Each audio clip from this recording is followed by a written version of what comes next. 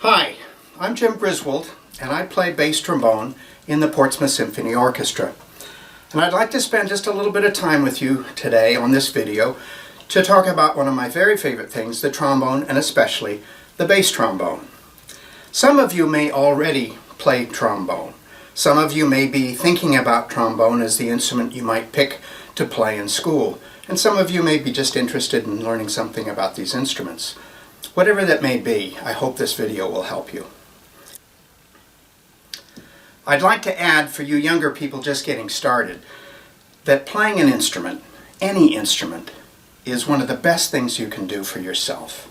It's great fun in school, and you continue to have fun playing for a very, very long time in your life. And you don't have to be a professional player to play. You don't have to be a music teacher. I'm not. I run a small farm in Lee, New Hampshire. Our products are Asian pears, we hay our back fields, and our main product is elk out in the near pastures. But I still have a wonderful time with music and the bass trombone. The trombone and the bass trombone are members of the low brass family of instruments. Other members of that family include the euphonium and, of course, the tuba. There are many different kinds of trombones, but the most common are the tenor trombone and this, a bass trombone. Trombones are actually pretty simple. They're really just tubes of metal made into a great big S shape, coming down this way, going up this way, and around and out. And you blow into the tubes to create sound. It starts with the mouthpiece. This is the mouthpiece that I use for my bass trombone. It's bigger than a mouthpiece for trumpets and French horns, and smaller than something for a tuba, but it's great for a bass trombone. You take a deep breath, and you blow through the mouthpiece while you buzz your lips like this.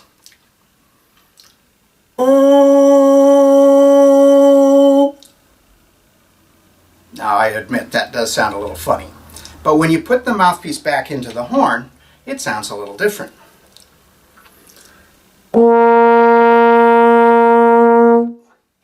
See? Now, if you're blowing into a tube of metal and you only have one length of tube, you can only play a certain number of notes. With more tubes, you get more notes. And longer tubes make lower notes so that the instrument can play lower. Let me give you an example. I have here a short length of PVC pipe that I borrowed from a friend, and it's fairly short, and if I blow into it like I did with the trombone, sort of buzzing into the tube, it makes a fairly high sound. Like that. Well, I went out to the barn and I found another length of PVC that's made out of the same material, but it's longer. You can see that there's quite a bit of difference in the length. And if I use the same buzzing, it gets a lower sound. So the short length, long length. So you can see if you have a long length of pipe, you have a lower note, and if you have a short length of pipe, you have a higher note. Now, I can't do that demonstration anymore because my friend that I borrowed this from wants it back. It is, after all, his toy. Yes, thank you, Mr. Shaka, for letting me borrow it. Bye-bye.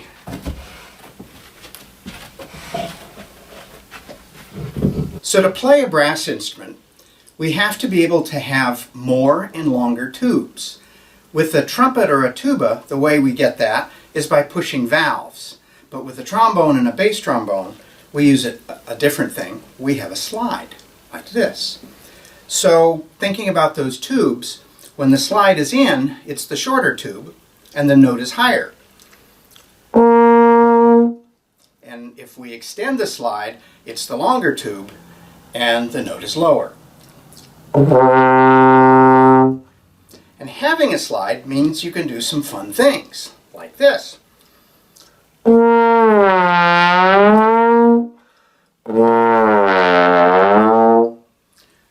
And many composers have taken advantage of that, and here's an example.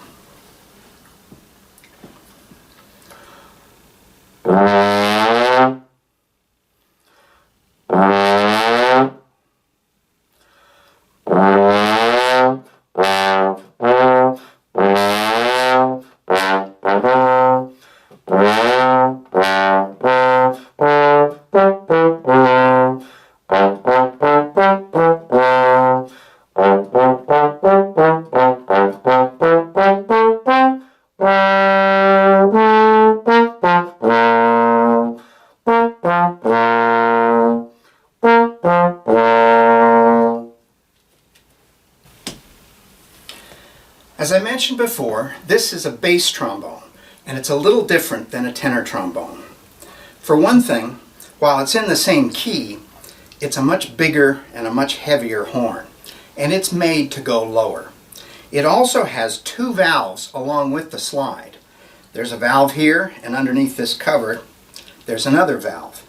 And what that does, when you operate the valves with your thumb and your middle finger, it just pushes the air that you've blown into the horn through still more tubes to help it be a lower pitch. And so it can go pretty darn low. For example.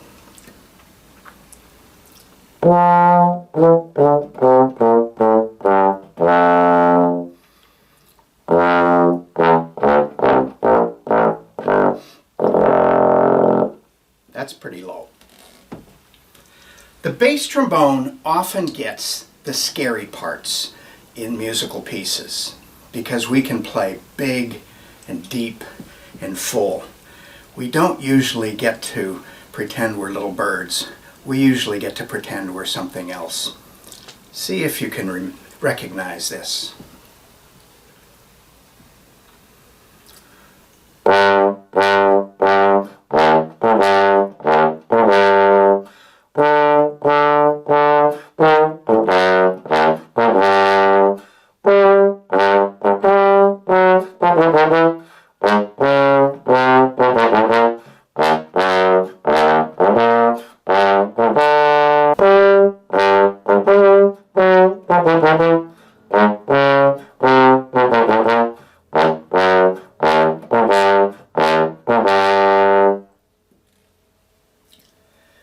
Did you recognize Star Wars?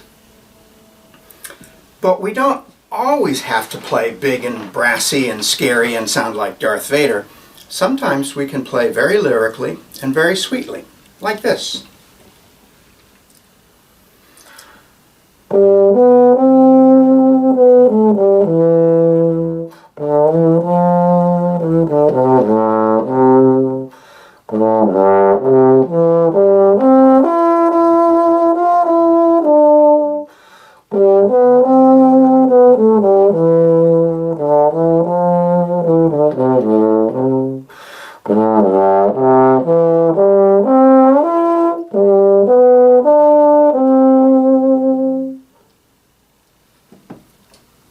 So that's the bass trombone.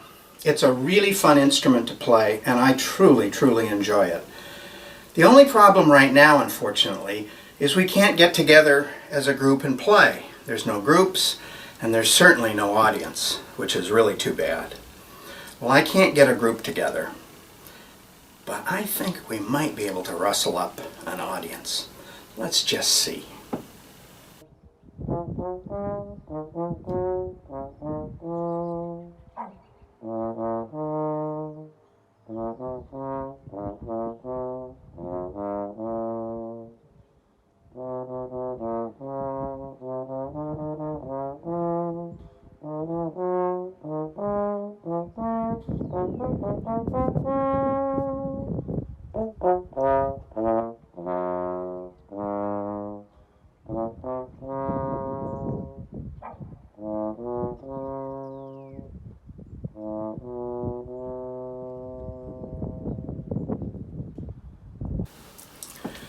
Gee, do you think they liked it? I hope so. And I hope that you enjoyed this video and that it was helpful. Thank you so much for watching, and stay safe.